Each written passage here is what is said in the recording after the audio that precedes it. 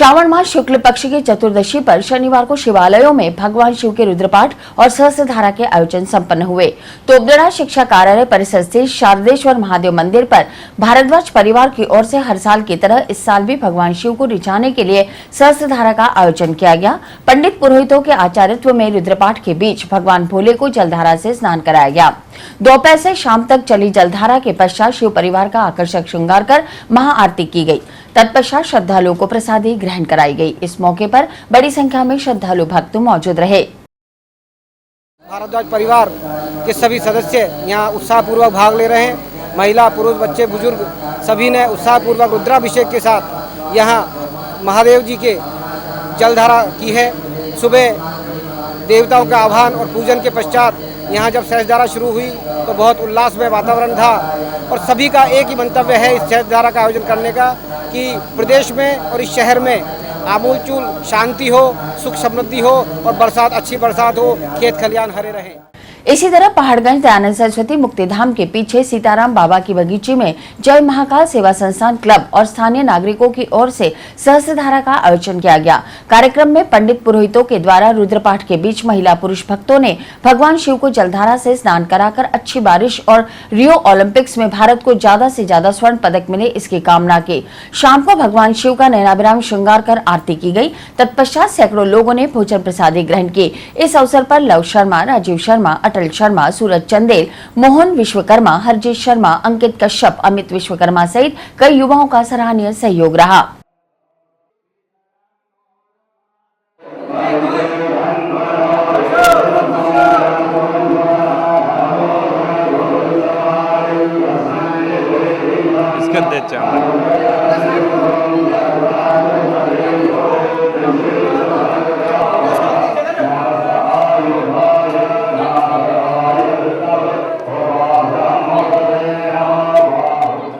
भगवान शाम सदाशिव को जो गर्मी के मौसम में अग्नि तपन होती है और जो विष उगला जाता है, उस विष का प्रभाव इस हिंदू नागरिकों के ऊपर, जो समस्त अपने यहाँ के निवासी गण हैं, समस्त भाई बहनें हैं, उनके ऊपर इसका प्रभाव नहीं पड़े, इसलिए भगवान से अरदास और प्रार्थना की जाती है। ये सहस्त्रधाराएं आम नागरिक है, यहाँ के जो युवा मंडल है, युवा मंडल वाले व्यक्ति करा रहे हैं और उनकी एक कामना और है, वो ये कहते हैं कि जो रियो ओलंपिक में जो अभी गेम्स हो रहे हैं उसमें भी भारत स्वर्ण की तरह, जिस तरह सोने की चिड़िया कहलाती है, उसी तरह स्वर्ण का वहाँ से तमगा लेकर के यहाँ पे पधारे। सावन के उपलक्ष्य पे सहस्त्रधारा कराई जाती है, तो इस बार भी यहाँ सहस्त्रधारा कराई जा रही है और सहस्त्रधारा का जो मेन जो लक्ष्य है, राजस्थान में वर्षा हो और जो हिंदुस्तान में जो ओलंपिक में हमारी टीम गई है, वो जैसे कि हिंदुस्तान हमारा सोने की चिड़िया कहलाता है, उसके अकॉर्डिंग हमारी जो टीम गई है वो हमारे हिंदुस्तान को सोने की चिड़िया के अकॉर्डिंग स्वर्ण पदक दिलाए और हमारी जो टीम ओलंपिक में शामिल हुई है वो स्वर्ण पदक लेकर आए।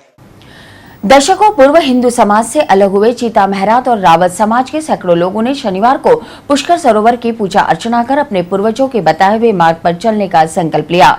चित्रकूट धाम से महंत पाठक महाराज के सानिध्य में भोले के जयकारे लगाते हुए सैकड़ों महिला पुरुष कावड़िए पुष्कर सरोवर के लिए रवाना हुए। जगत पिता ब्रह्मा के दर्शन कर सरोवर के ब्रह्म घाट पहुंचे, जहां स्नान करने के बाद तीर्थ पुरोहित संघ ट्रस्ट के संयोजक पंडित श्रवण पाराशर ने इन चौहान वंशीय कावड़ियों को पूजा अर्चना करवाई। साथ ही इस बात का संकल्प दिलाया कि जिस चौहान वंश से उनके पूर्वज जुड़े हुए हैं, उसके गौरवमय इतिहास की ओर वापसी करेंगे और अपना घर कभी नहीं छोड़ेंगे।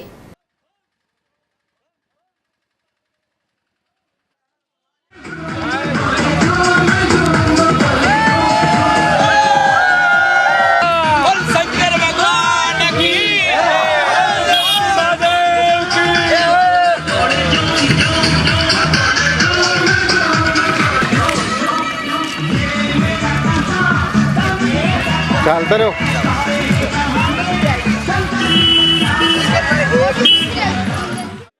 इस मौके पर इनका उत्साह बढ़ाने के लिए विहिप के केंद्रीय मंत्री उमाशंकर शर्मा सहित भगवा संगठनों के अनेक पदाधिकारी मौजूद रहे। कावड़ यात्रा में बच्चे, बुजुर्ग, युवा और महिलाओं सहित हर वर्ग के लोगों ने बड़े उत्साह के साथ भाग लिया। सरोवर से जल लेकर यह कावड़ यात्रा अजयसर गांव के लिए रवाना हुई। यहां से अजयपाल स्थित महादेव मंदिर में रुद्राभिषेक करते हुए यात्रा 80 किलोमीटर की दूरी तय कर 3 दिन में अपने पड़ाव आशापुरा धाम पहुंचेंगे, जहां से ये यात्रा 2 भागों में बंट जाएगी। एक कावड़ यात्रा नीलकंठ महादेव मंदिर पहुंचेगी, जबकि दूसरी कावड़ यात्रा शिवपुरा का घाटा से शिव मंदिर पहुंचेगी। दोनों मंदिरों में रुद्रपाठ के साथ भगवान शिव का जलाभिषेक किया जाएगा। परम पूजनीय पाठक जी महाराज के नेतृत्व में और हजारों की संख्या में ये रवाना होकर के और ब्रह्मा जी के दर्शन करेंगे। उसके बाद पवित्र सरोवर पुष्कर से जल लेकर के और विभिन्न गांवों से होती हुई और ये नीलकंठ महादेव और शिवपुरा घाटा पर जो शिवलिंग है, जहां पृथ्वीराज चौहान ने और शिवजी की तपस्या की थी, और वहां ये जलाभिषेक करेंगे। 3 दिन की ये यात्रा है। पृथ्वीराज चौहान के वंशज के लिए एक द्वार खुले हैं। जो पिछड़े थे वो सब एकत्रित हो गए इस चित्रकूट धाम और विश्व हिंदू परिषद के प्रयास से चित्रकूट धाम से निकलकर गांव-गांव तक तीर्थ गुरु पुष्कराज का जल लेकर अपने अपने गांव में शिवालय पे अभिषेक करके इस पूरे पृथ्वीराज चौहान के वंशज चौहान वंश को मूल धारा में मिलाकर उसको इस धर्म की ओर बढ़ाने के लिए एक हमारा प्रयास है। आदर्श नगर आर्य समाज तपोभूमि में महिला प्रकोष्ठ के तत्वावधान में हरियाली तीज का पर्व बड़े हर्षोल्लास से मनाया गया। इस अवसर पर ब्रह्मा व मुख्य प्रवचनकर्ता डॉक्टर रश्मि प्रभा शास्त्री के सानिध्य में हवन यज्ञ कर आहुतियां डाली गई। तत्पश्चात आदर्श नगर राजकीय स्कूल की छात्राओं द्वारा हरियाली तीज पर मनोहारी प्रस्तुति दी गई। कार्यक्रम के दौरान वैदिक प्रश्नोत्तरी का कार्यक्रम भी आयोजित किया गया, जिसमें महिलाओं में चर्चित और प्रिय होने से वैदिक संस्कृति, रामायण व महाभारत से परिचय स्वरूप प्रश्न पूछे गए और सही उत्तर पर पुरस्कार प्रदान किए गए। कार्यक्रम में आर्य समाज महिला प्रकोष्ठ की सदस्यों और स्थानीय महिलाओं ने बढ़ चढ़कर भाग लिया। आखिर में शांति पाठ जय घोष के साथ अल्पाहार लेकर कार्यक्रम का समापन किया गया।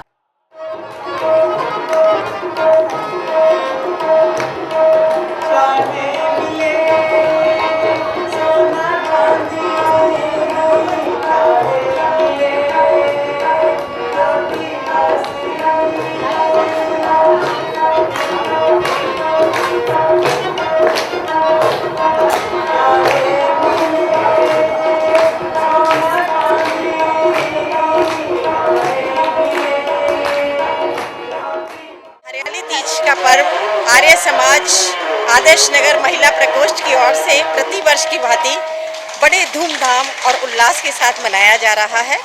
इस पर्व को हम केवल मौज मस्ती मनोरंजन के लिए नहीं मनाते हैं, इसे हम पूरे वैदिक रीति से करते हैं, क्योंकि हरियाली काहे से है?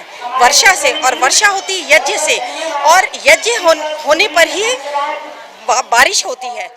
शुक्रवार शाम भैंसा कॉम्प्लेक्स स्थित कनक सागर गार्डन में तीज के रंग फोटो के संग प्रतियोगिता आयोजित की गई। प्रतियोगिता में महिलाएं और युवती 16 श्रृंगार कर रंग बिरंगे लहरिये पहनकर शामिल हुई और पुरस्कार जीते। चयनित प्रतिभागी महिलाओं और युवतियों के लिए फोटो सेशन आयोजित किया गया। वहीं मस्ती भरे गीतों पर आकर्षक नृत्य की प्रस्तुति भी दी गई।